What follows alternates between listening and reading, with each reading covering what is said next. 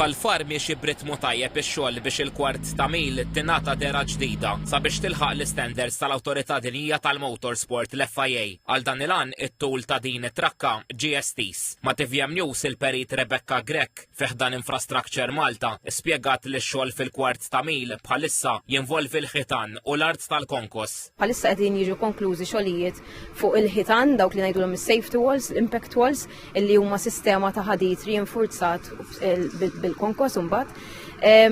U dawk qed isiru fuq kull naħa tat-trakka qed nitkellmu f'total ta' tul ta' iktar minn kważi 3 kilometri. Fuq in-naħa ta' quddiem imbagħad tat-trakka l-biċċa tal-bidu fejn propju minn fejn jitilqu it-tliela għaddejjin ix-xogħlijiet fuq is-sistema tal-art tal-konkos fejn qed naħdmu qed nużaw sistema ta' post-tensioned reinforcement.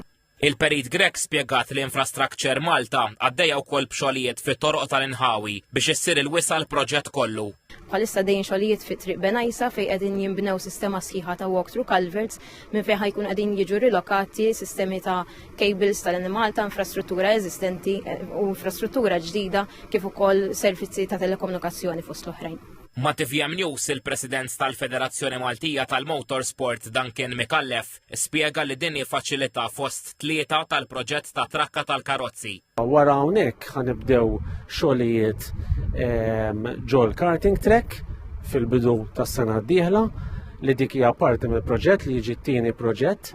U mbagħad ovvjament kif ikollna l-permess joħroġilna hopefully għall-bidu tas-sena d-dieħla għas-serkit li hija tant mistennija minn hemmhekk jibda x-xogħol tas-serkit ukoll.